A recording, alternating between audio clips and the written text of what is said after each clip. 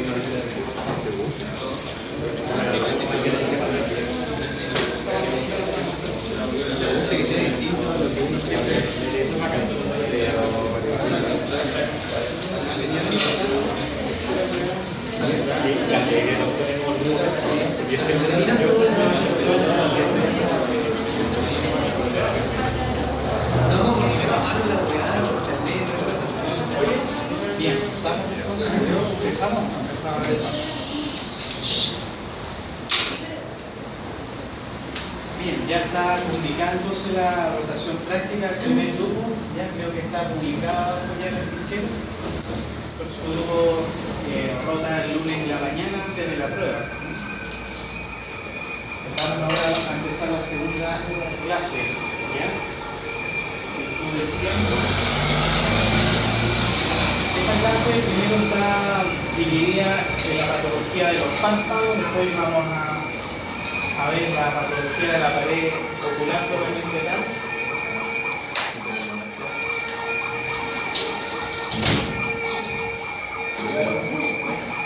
Vamos a ver la patología inflamatoria de los párpados primero. La inflamación de los párpados se denomina blefaritis. Y para su enfoque diagnóstico y terapéutico es importante basarse en las marcas anatómicas que tiene el párpado.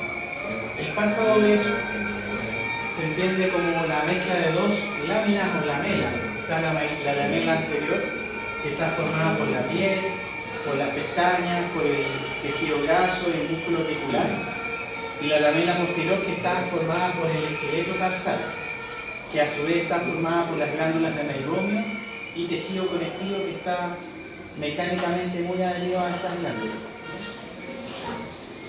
Cuando se compromete una u otra lamela, hablamos de blefaritis anterior o blefaritis posterior. Y cuando se compromete el párpado en general, ambas lamelas, que una parte importante de los casos se llama blefaritis mixta. La blefaritis a su vez se divide de acuerdo a su etiología en causas infecciosas y no infecciosas. En las causas infecciosas están involucrados gérmenes que normalmente están en la piel, como por ejemplo los estafilococos dorados.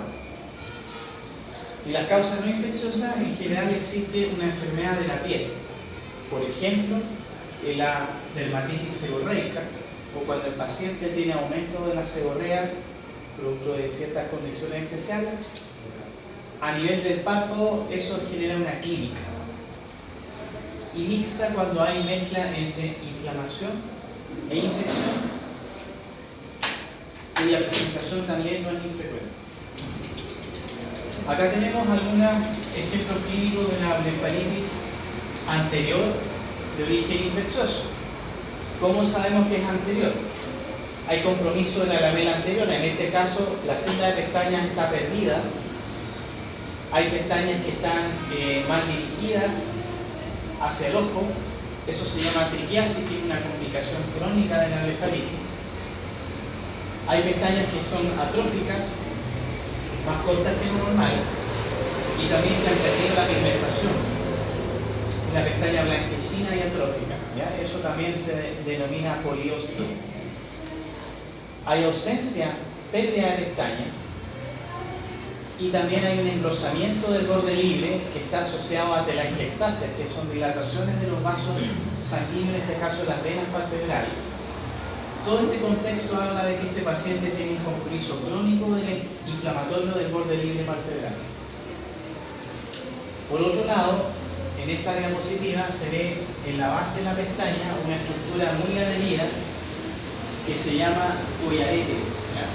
El collarete es un signo clínico que permite identificar y clasificar la blefaritis de acuerdo a su color, a su consistencia.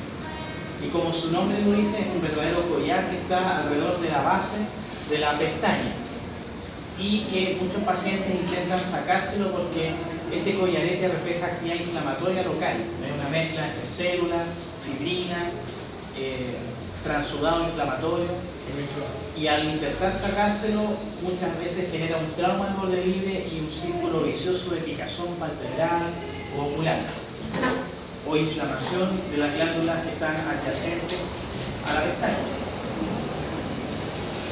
Acá también unas diapositivas para enfatizar de las complicaciones de la blefaritis, como en este caso pestañas mal dirigidas hacia el ojo que generan erosión en la superficie corneal, en este caso una queratitis, una inflamación de la córnea secundario al roce crónico que genera las pestañas con el ojo. Y acá unos collaretos más organizados, verdaderas plastrones a nivel del borde libre palpebral, muy adherentes a la piel y que están generando inflamación local. ¿Cuál es la semiología de la blefaritis? Un paciente con blefaritis se queja normalmente de un ojo rojo crónico, sin pérdida de visión. Forma parte de los síndromes de ojo rojo crónico sin pérdida de visión. Por lo tanto, tiene una historia de días o meses de ardor, picazón, palpebral, ocular. Y ustedes al examen físico le van a ver que el borde libre tiene todas estas alteraciones. Tiene collaretes, tiene pestañas pegoteadas, mal dirigidas, pérdida de pestañas. Muchas veces va a haber cierto grado de secreción ocular que refleja que hay inflamación de la superficie ocular. Y también presencia de una lágrima espumosa, producto de que las glándulas de meiomio se ven alteradas en su función. Por lo tanto, la película lagrimal se ve alterada en su composición y la película lagrimal se va a volver de carácter espumoso por la falta de líquido proveniente de la secreción meibomiana. Este es un caso de blefaritis en la cual existe una enfermedad de la piel, cuya característica es que la piel tiene un aspecto untuoso, grasoso. Ven que hay una verdadera grasa como una miel solidificada a nivel de la base de las pestañas. Y los collaretes no son amarillentos de color melicérico o como miel costrosa, sino que tiene el aspecto como de la capa del cuero cabelludo.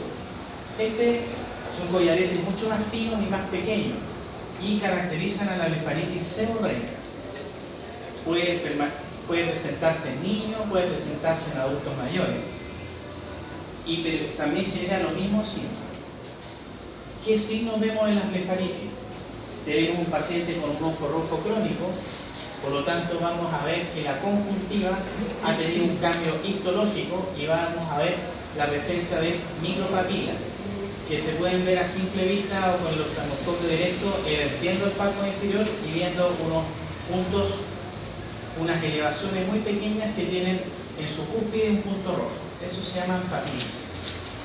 La película lagrimal está alterada por presencia de secreción o de seborrea. Y cuando hay cronicidad vemos que el borde libre no está anatómicamente conservado, sino que tiene alteraciones de las pestañas, por ejemplo. Pérdida de pestaña, que es la amagarosis, engrosamiento del borde libre, presencia de escotaduras del borde libre en el lugar donde se ha perdido la unidad pilosebácea o generadora de la pestaña. Y también va a haber predisposición a enfermedades de las glándulas de meibomio, que lo vamos a ver en un ratito más, que son los orzuelos y los chalazos. Cuando un paciente hace orzuelo o chalazo, no solamente basta con tratar la enfermedad de manifestación, o sea, que se manifestó, sino que ver si se trata de un paciente que está sufriendo de blefaritis crónica. Por lo tanto, le vamos a evitar que vaya a hacer otro orzuelo u otro chalazo.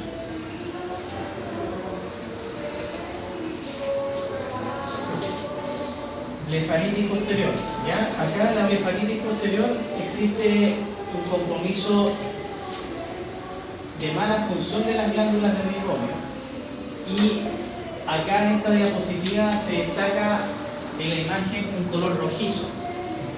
¿Y cuál es el mensaje para llevar a casa? Que el color rojizo está asociado también a un color rojizo de la piel de la cara. Y ustedes sabrán que hay aquí una enfermedad que se llama rosácea, ¿ya?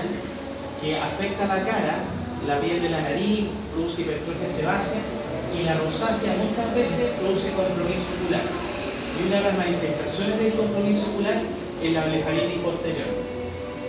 ¿Cómo se ve la blefaritis posterior? Se ve una actividad inflamatoria que compromete la mitad posterior del párpado, en este caso la mitad posterior del borde libre, y se ven tapones densos en los orificios de salida de las glándulas del meiomio. Y también una actividad vascular o telangiectásica muy importante en este lugar. Si ustedes hacen una pequeña compresión del párpado, van a ver que logran exprimir este tapón y la secreción es verdaderamente espesa. Es porque las glándulas de meiomio están alteradas en su función y la velocidad de secreción meiomiana se enlentece. Y como se enlentece, se tapan estas glándulas y los pacientes hacen orzuelos o chalaciones a repetición. Acá vemos un ejemplo de cómo se ve la seborrea o espuma meiomiana.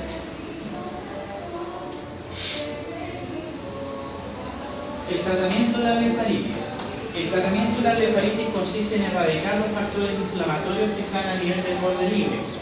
Eso se puede lograr aumentando la temperatura local para permitir una fluidez del contenido que está atascado en las glándulas del meiomio, o de la fibrina, de la secreción adherida a nivel del borde palpebral, limpiar las pestañas.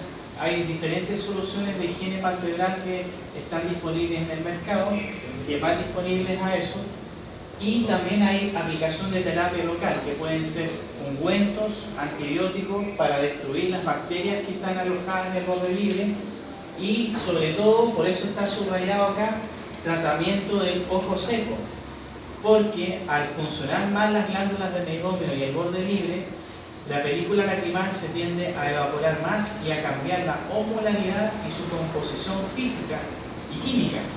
Por lo tanto, se tiende a evaporar más la lágrima y el paciente muchas veces va a tener síntomas y signos intercalados de blefaritis con ojo seco, que vamos a ver en la clase de mañana. Por lo tanto, tenemos que darle lágrimas artificiales. Y también podemos tratar corticoides tópicos de baja potencia, debido a que son patologías crónicas y por lo tanto el requerimiento antiinflamatorio va a ser prolongado, y si usamos corticoides de potencia alta podemos hacer que el paciente sufra complicaciones del uso de corticoides de larga data, como por ejemplo el glaucoma esteroidal.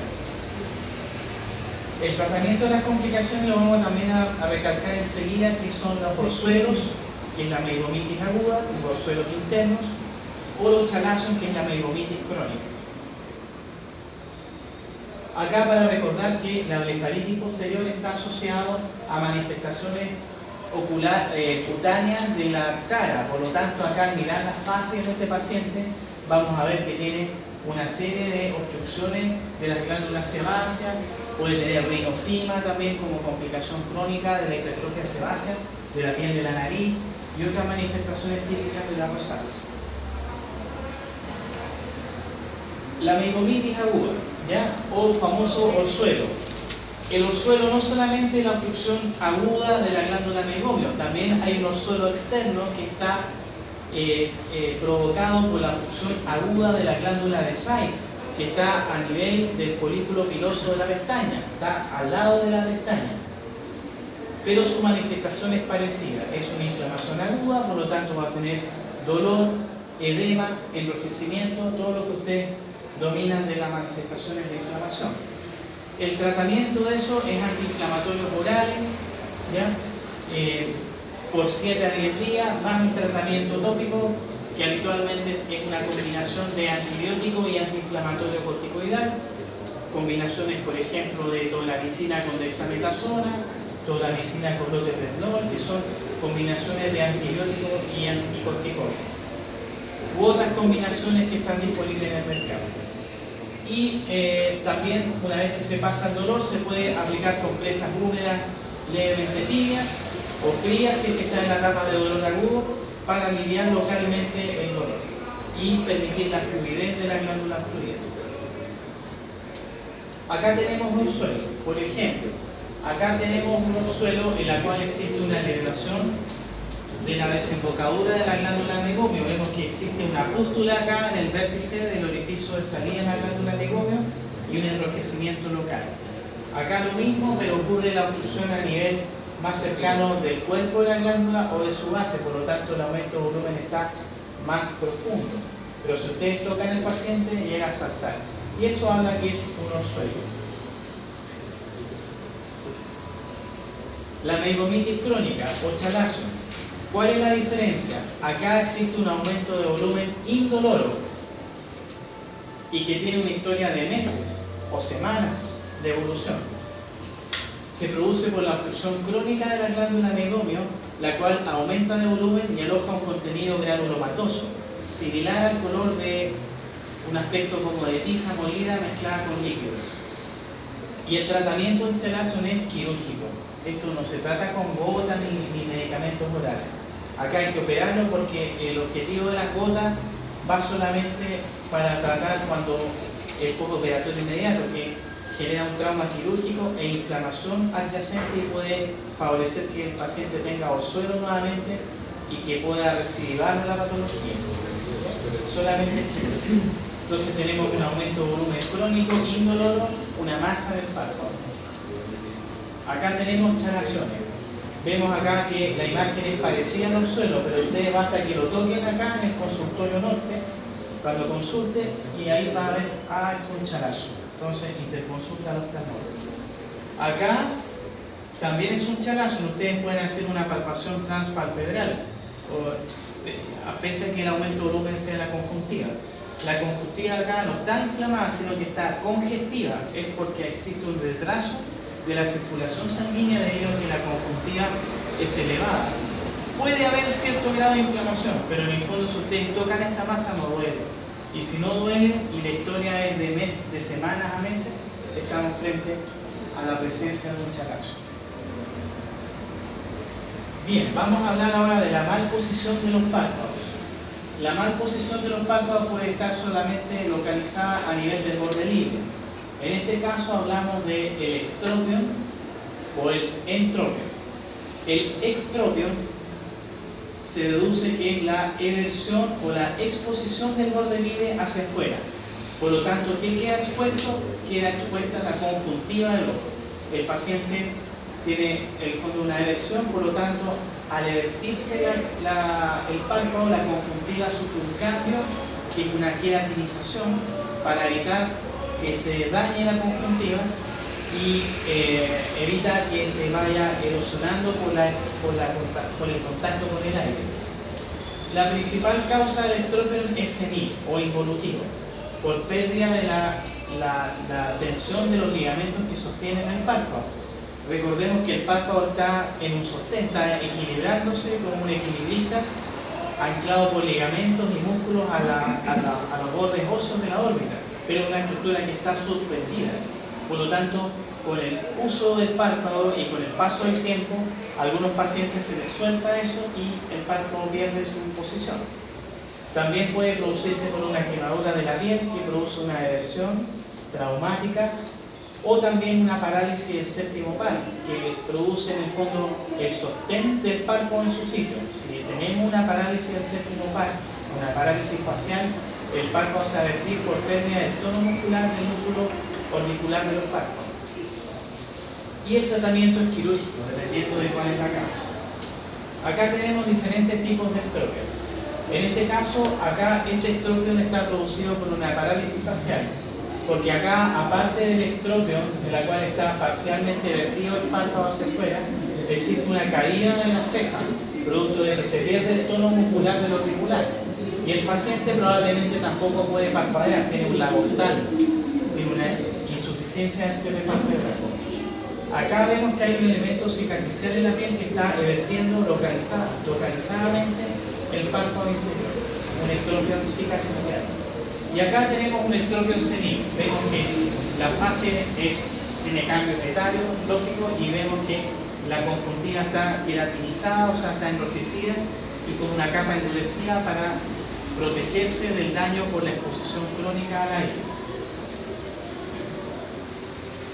El entropion es lo contrario, es cuando el borde palpebral se invierte, o sea, se va hacia adentro. ¿Y qué es lo que pasa ahí? Se lleva las pestañas para adentro y las pestañas empiezan a raspar la córnea. También la principal causa es senil. En este caso se debilitan otros ligamentos, los ligamentos que mantienen el párpado verticalmente en posición, que son los retractores inferiores. También puede producirse en este caso por una cicatriz, pero la cicatriz está en la conjuntiva, no está en la piel, porque tira el párpado para adentro. Y también puede ser espástico. Aquí, en vez de tener un hipotono auricular, existe un hipertono auricular. Es porque el paciente está cerrando el párpado porque tiene una patología dolorosa ocular o simplemente tiene un blefarospasmo esencial o alguna cosa que ha provocado que la fuerza de las fibras musculares tiren el párpado para adentro. Y también el tratamiento es quirúrgico. Esto lo puede hacer el oftalmólogo general o el oftalmólogo que se especializó en oculoplastia, que se dedica a operar el párpado y otras cosas. Como ya les mencioné, acá las pestañas se van hacia adentro, por lo tanto, las pestañas están paradas, en el fondo, proyectadas en sentido vertical y también contactando la superficie de la conjuntiva y de la córnea. Por lo tanto, este paciente va a tener un raspado crónico que se manifiesta en irritación crónica y también signología que se puede ver al microscopio. Por último, para terminar los párpados, vamos a ver lo que es la caída del párpado. La caída del párpado es importante de ver porque lo más importante es establecer si estamos frente a una causa que puede ser letal para el paciente, como por ejemplo un tumor, o bien puede ser una patología neurológica, como vemos acá. Por ejemplo, de las causas neurológicas, lejos la más frecuente es la parálisis del tercer par, porque el tercer par no solamente inerva el recto superior, sino que tiene una ramita que inerva la porción del elevador del párpado superior, que mantiene el párpado elevado. Por lo tanto, cuando hay una parálisis del tercer par, hay una atosis palpebral. También hay una porción del párpado que es inervado por un músculo que se llama simpático, ya que está determinado por la inervación simpática, que asciende a la cabeza, a la cabeza por la cadena simpática a nivel carotídeo. Y cuando hay algún daño del sistema simpático, se produce una atosis palpebral, en este caso leve, porque el rol del sistema del músculo de Miller, que es el músculo que es inervado por la cadena simpática, es muy residual en la mantención del párpado superior. Entonces, cuando hay un síndrome de Cohen, la atosis palpebral habitualmente es leve. Estas causas son tosis que habitualmente se manifiestan en niños, ¿ya?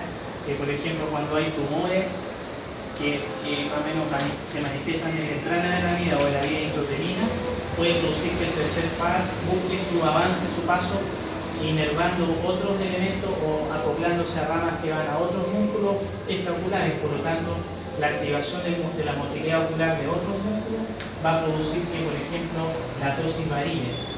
Lo mismo ocurre en el parpadeo mandibular, en la cual la activación de los músculos masticadores o, por ejemplo, los músculos que están inervados por ramas motoras del nervio trigémino también produzcan un cambio en el párpado. Entonces ahí eso se examina al niño pasándole algo para que succione, el chupete, una mamadera, o bien haciéndole mover el ojo con un juguete. Y con eso vemos si tiene algún fenómeno parecido a ellos. Pero son fenómenos que se manifiestan en los niños. Estas enfermedades también es cuando el músculo está malo, en este caso, por ejemplo, la miastenia gravis, que eso puede manifestarse en un adulto con insuficiencia respiratoria, como un tumor en el mediastino, como ustedes dominan bien, y que produce en el fondo una atosis palpebral. Entonces, un paciente que consulta por dificultad respiratoria, que tiene un tumor en el fondo del mediastino y que más encima tiene la atosis palpebral, tiene el diagnóstico hecho de la miastenia gravis. A veces la miastenia se manifiesta solamente en el ojo y después los anticuerpos en el fondo empiezan a actuar a nivel sistémico.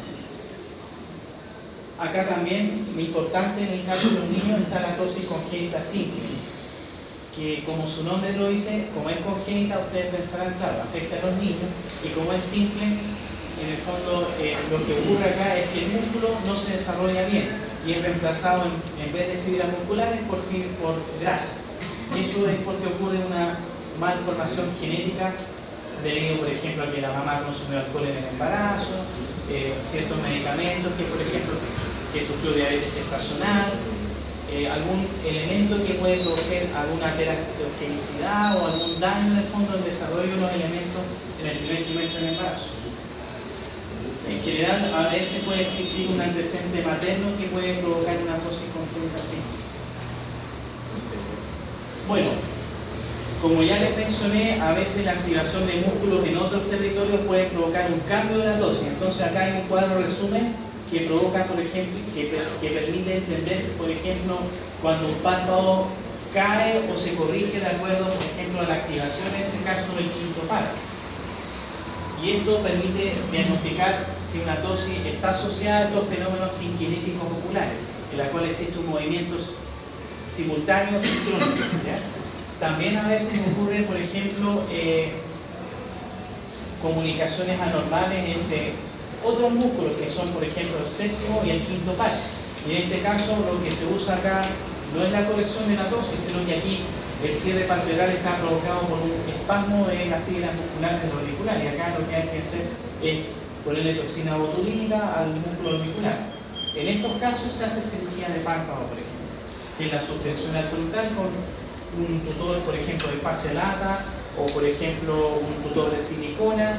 Igual que las prótesis mamarias, se suspende el músculo frontal, y como el músculo frontal tiene cierta amplitud, el niño o el paciente puede permitir una apertura palpebral mediante la activación del músculo frontal. Acá vemos tosis neurogénica, en este caso acá una paciente joven que tiene una tosis bilateral, vemos, y tiene una disminución de la hendidura palpebral, y acá un paciente que aparentemente lo están haciendo mirar a la derecha y este ojo no circula bien y tiene caída al párpado porque tiene parálisis del recto medio y tosis palpebral. Y si lo viéramos bien, a lo mejor tiene midriasis, o sea, tiene el tercer par izquierdo. Por lo tanto, la tosis palpebral tenemos que, en la historia clínica, que es lo que van a ver ustedes cuando sean internos de pediatría o generales de zona, van a ver un niño que tiene una caída del párpado, que más o menos cuando ya el niño se sienta solito, sujeta la cabeza, la mamá se queja que el ojo lo tiene más chico, y no, y se dan cuenta que es una tosis palpebral, ven el pliegue de belleza, ven que tiene ausencia de pliegue de belleza, y es unilateral, pero asimétrico a una tosis palpebral, y si tienen antecedentes anamnéticos de la ficha de embarazada de esa mamá, van a ver que tiene tal o cual antecedente. O bien si es un paciente adulto, que tiene, por ejemplo, alteraciones etarias propias de la piel, es una tosis bilateral, también asimétrica, obtendrá también la clasificación y la derivación al oftalmólogo. Acá vemos, por ejemplo, tosis evidente. Acá un adulto, tosis senil, en la cual este está más caído que este. Existe un hundimiento del sulcus superior que se produce por un deshilachamiento de la ponodosis en el elevador del párpado. Entonces el sulcus superior se profundiza, y es típico de los ancianos que le dé la oquedad acá. Incluso ustedes saben que del libro de semiología que la fase caquéctica en parte se produce porque se pierde la grasa orbitaria por la caquexia. Entonces la fase caquéctica se caracteriza por eso, ¿ya? Por la profundización del sulcus superior. Y acá en este caso un niño tiene un aumento de la distancia entre el pliegue de belleza, que es esto, y el borde palpebral superior, y que se lo pueden medir con una regla y clasificar la tosis si es leve, moderada, severa, etc. Y acá otra tosis, acá vemos una tosis leve, vemos que aquí la distancia entre el pliegue de belleza y el borde palpebral superior es 4 milímetros, y acá en 1 milímetro, por lo tanto este párpado está caído, y no es que el ojo esté más chico. Y acá evidente que hay cicatrices de un trauma y que hay una tosis severa, que en este caso este paciente tiene indicación obligatoria de cirugía, por si no el paciente no ve. Acá este niño no tiene indicación de cirugía porque la tosis es leve y la pupila queda descubierta. Entonces, de acuerdo al grado de compromiso del eje pupilar, vamos a ver si este paciente es quirúrgico pronto o quirúrgico más diferido. Bueno, el tratamiento quirúrgico ya se lo mencioné. Lo que hay que hacer es reforzar la aponeurosis del párpado superior. Cuando la función del elevador tiene cierto grado importante o cuando hay un grado de función mala del elevador del párpado, se hace una suspensión del párpado en globo al músculo frontal, que es este músculo que permite en fondo arrugar la frente. Esto es importante también, sobre todo, tenerlo presente acá en Antofagasta, que es una zona en la cual el ambiente es agresivo, no solamente para el ojo, sino que para el párpado. Tenemos tumores que son benignos, que son de presentación común. Hay tumores que se manifiestan en la epidermis, que son, por ejemplo, la queratosis seborreica o el cuerno cutáneo, que es una estructura muy protruyente que sale a nivel del párpado, y la queratosis seborreica, también por ustedes conocido, también está presente en la parte superior de los hombros, en el pecho, en la parte trasera de la espalda, que a veces puede estar asociado a hiperinsulinismo u otras manifestaciones en la cual exposición crónica a la reacción UV, etc.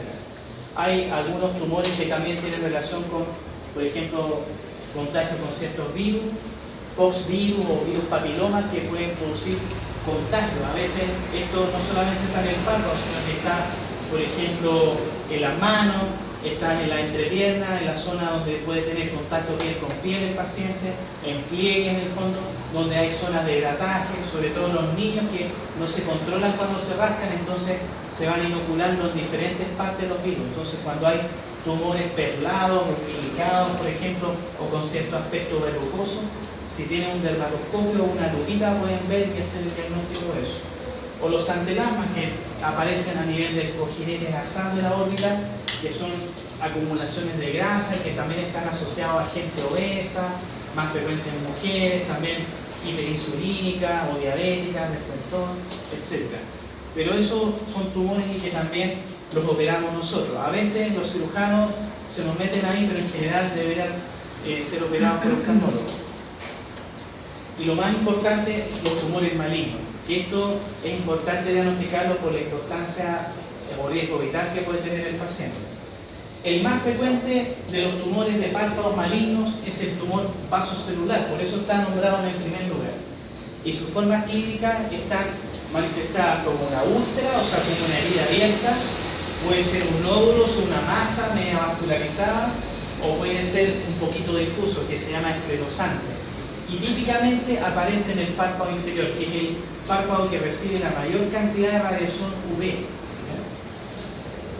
En segundo lugar está el carcinoma escamoso o espinocelular de párpado. Es muy infrecuente, pero lo más importante de este cáncer es grabarse que puede hacer metástasis. Y las metástasis pueden ser regionales a nivel de los ganglios linfáticos, preauriculares o submandibulares, que son los que drenan, los que hacen el drenaje linfático en la estructura vertebral. Y por último, el más raro e infrecuente es el carcinoma de la glándula sebácea, cuya importancia fundamental es que se parece mucho a los orzuelos y los chalazos, pero aparecen en adultos mayores, que son los que tienen la inmunosenescencia, o sea, la pérdida un poquito de la fuerza, por así decirlo, de la inmunidad celular. Entonces, como hay inmunosenescencia, los clones malignos celulares se activan y si hay patología inflamatoria crónica, estas células, este epitelio glandular empiezan a proliferar y empiezan a hacer una forma parecida a un orzuelo o un chalazo, pero que tiene una forma bastante fea, por así decirlo, que ustedes van a ver en las diapositivas siguientes. Por ejemplo, este es el más frecuente, el carcinoma vasocelular, que queda, en este caso, una forma de ulcus ovoides, en la cual el borde ulcerado, está engrosado y vemos que hay actividad destructiva. Hay sangre, costas de sangre, fibrina y pérdida de la anatomía del párpado. Vemos que hay una escotadura y una pérdida total de la anatomía. Acá vemos también una forma nodular que es muy vascularizada por su color rojizo. No está sustituyendo el borde libre, pero está en territorio vertebral.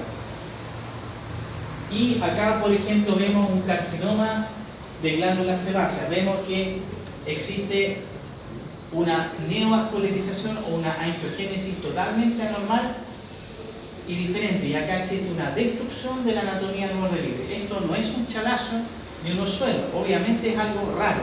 Por lo tanto, ojo, no será un carcinoma de glándula sebácea. Y acá vemos algo también muy parecido a un orzuelo, pero en este caso, créanme, era un carcinoma de glándula sebácea. Acá, a lo mejor, con más aumento podríamos ver una tremenda neovascularización que revela que las células cancerosas están liberando factores humorales que aumentan la angiogénesis para poder nutrirse adecuadamente. Y acá distintos carcinomas también. Acá vemos algo que produce, entre comillas, una suerte de ectrópio, pero es un ectrópio raro porque involucra la mitad de este párpado y en general el ectrópio tiene hasta por acá. Y vamos a ver que, por ejemplo, el borde libre está alterado. Acá también una masa que tiene una ulceración central y acá un verdadero nacimiento de un ser maligno, en este caso un carcinoma de glándula sebácea. Bien, eso para los párpados. ¿Alguna pregunta? ¿Y esos carcinomas son dolorosos? Claro, sí, habitualmente duelen, sí. Por eso se confunden con patología inflamatoria de la glándula meibomium. Pero la historia es violenta porque es un paciente que, aparte de tener dolor, tú le ves que no hay un aumento de volumen compacto, homogéneo, ordenado, sino que es un aumento desordenado de volumen y que produce destrucción de la anatomía. En general, el orzuelo es una glándula inflamada nomás, pero nada más. Y el chalazo es un aumento de volumen encapsulado, que tú lo tocas es indoloro. Pero esto es doloroso y desordenado. Entonces, aparte que pues, la historia clínica puede ser también violenta, que sabe que esto lo tengo hace 20 días, incluso tengo un dolor sordo, porque como el cáncer va destruyendo los nervios, a veces el dolor es exagerado frente a la magnitud de la patología. Entonces, cuando duele mucho y produce un dolor ya en el fondo irradiado hacia atrás, quiere decir que produce un dolor de tipo trigeminal. Y es porque probablemente está destruyendo las ramitas trigeminales que dan la sensibilidad en ese lugar. Entonces, eso va orientando. Ahora, esta presentación es súper infrecuente. O sea, ver un carcinoma de glándula sebácea, la verdad que es muy poco frecuente. O sea, uno verá uno al año, una cosa así. Claro. Por eso está también provocado en el último lugar. Pero lo que más presente tiene que tener es el carcinoma vasocelular. Sus tres formas que comprometen el pacto anterior. Los otros están nombrados porque son otras formas celulares de cáncer, pero son muy infrecuentes de ver. Lo que uno ve más es el carcinoma vasocelular. Y a veces con un tratamiento loco regional es suficiente. Operando el carcinoma no pasa nada, porque es de crecimiento lento. Bien, ahora vamos a empezar con el ojo entonces. Vamos a ver la conjuntiva. La conjuntiva es la piel del ojo, ¿ya? Y la conjuntiva tapiza la cara posterior del párpado y la cara anterior del ojo. Por lo tanto, tiene manifestaciones en el párpado y manifestaciones en el ojo. Entonces, lo más frecuente o alguna vez escuchado es la conjuntivitis bacteriana. ¿Cómo se manifiesta eso?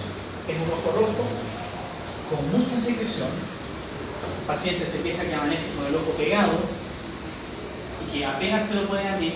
Hay hinchazón del párpado y hay sensación de arenilla de cuerpo extraño, porque cuando la conjuntiva está inflamada, la conjuntiva pierde su homogeneidad y está así, igual que un camino de piedra. Entonces, al parpadear se siente como que tiene arenilla. Y uno a veces se puede ir por el desvío pensando que tiene un cuerpo extraño, no, es una conjuntivitis. ¿Y cuál es el signo que da la orientación? Es que estos son bacterias, es la presencia de las papilas. Acá vemos una conjuntivitis bacteriana típica. Hay hinchazón del párpado, el ojo está más chico, abundante secreción, ojo rojo superficial y hay presencia de papilla. ¿Cuál es el tratamiento de una conjuntivitis bacteriana?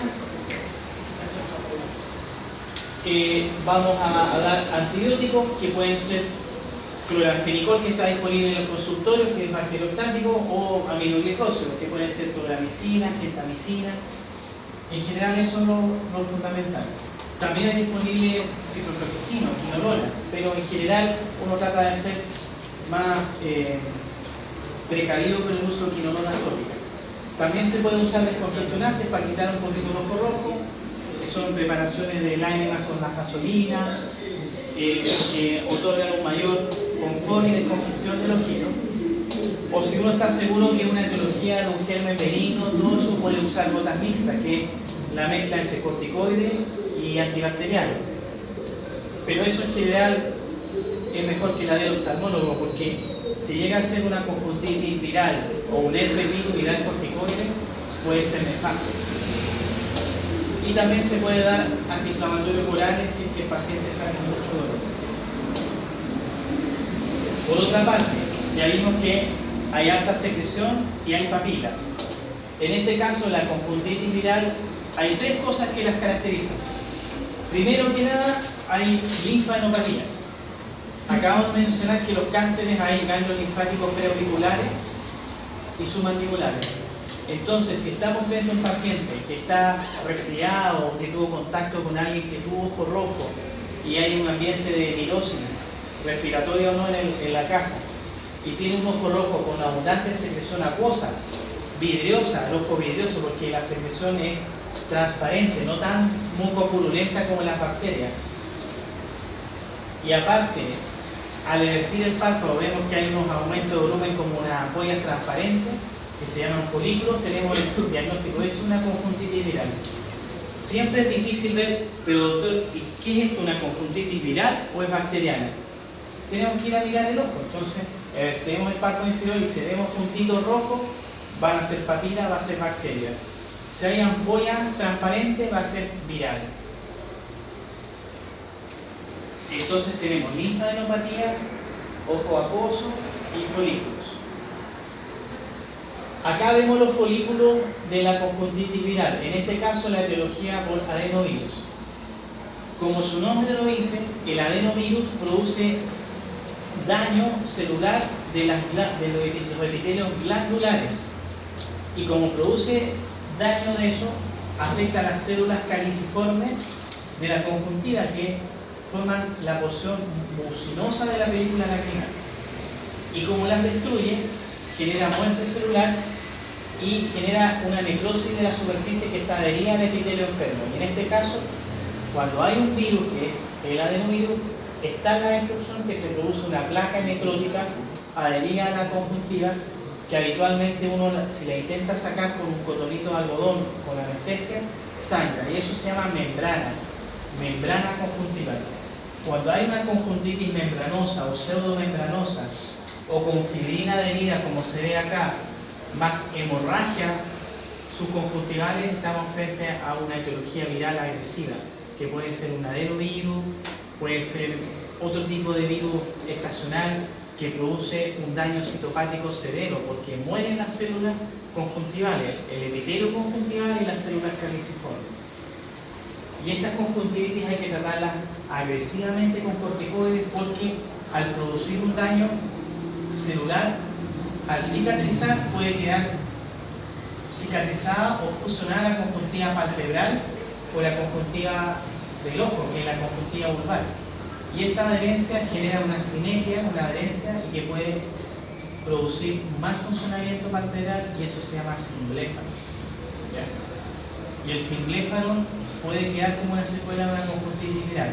A veces ha habido niños que uno ha visto al examen pediátrico y que han quedado con simbléfano y uno retrospectivamente ve que es un paciente que acudió al consultorio, como la interconsulta le pusieron conjuntivitis, no fue priorizada y el niño quedó con secuelas. Otras secuelas que pueden haber también son corneales. Entonces, una conjuntivitis viral por adenovirus puede dejar molestias permanentes al paciente, en este caso los niños o también los adultos. ¿Cuál es el tratamiento de las conjuntivitis virales? Cuando las conjuntivitis no son por estos virus medios agresivos, normalmente lo podemos tratar con descongestionantes, gotas mixtas, que son mezclas de antibacterianos y corticoides, debido a que existe cierto grado de proliferación de bacterias cuando la conjuntivitis es viral. Y la etiología es importante, por eso les nombré que depende si estamos frente a una conjuntivitis viral por un virus diferente, un virus sincicial, por ejemplo, que afectó el ojo, o estamos frente a un adenovirus. Si tiene un IFI positivo, por ejemplo, un paciente que está hospitalizado, que está confirmado que está teniendo un cuadro respiratorio con adenovirus, es importante ver que el ojo no esté siendo afectado y tratarlo agresivamente. Entonces vimos que las conjuntivitis virales se caracterizan por la presencia de folículos, pero no son patognomónicas de conjuntivitis viral. También hay otras conjuntivitis que son foliculares y que son las conjuntivitis alérgicas. La alergia es otra causa de ojo rojo con folículos, por lo tanto forma parte del diagnóstico diferencial de una conjuntivitis folicular. Y acá vemos folículos que están, por ejemplo, presentes en el taxo como verdaderas ampollas cristalinas, o presencias en el limbo, en la transición entre la córnea y la conjuntiva. Y vemos que hay un aumento acá gelatinoso del limbo. Esta es una manifestación típica de una conjuntivitis alérgica que vamos a ver enseguida, que se llama queratoconjuntivitis vernal o primaveral o folicular crónica. Y también vemos que se manifiesta con un ojo rojo crónico y la presencia de estos folículos. Ya vimos entonces que es una causa no infecciosa de conjuntivitis con presencia de folículos, y también dentro de las alergias tenemos que ver, hay cuadros de presentación aguda y cuadros de presentación crónica. Entonces tenemos un ojo rojo con folículo y que tenemos que ir a rescatar la historia, si esto es agudo o es crónico. Si tiene la historia de haber tenido una picadura de insecto o haber tenido una alergia sistémica, se puso a comer almendras o nueces y es alérgico a los frutos secos, o el paciente, por ejemplo, se puso un maquillaje nuevo o tuvo contacto con algún elemento químico, podemos hablar que hizo una blefaroconjuntivitis de contacto, o sea, un edema del párpado y una conjuntivitis folicular aguda que está relacionado al contacto con algún elemento local que provocó eso, o haber comido marisco ahora en Semana Santa, etcétera, etcétera. Ahora, seguro que va a llegar alguna urgencia ahí con esta conjuntivitis en estos días de feriado. Y otros cuadros, por ejemplo, que son crónicos, ¿ya? En el cual un niño o un adulto joven que está con el ojo rojo crónico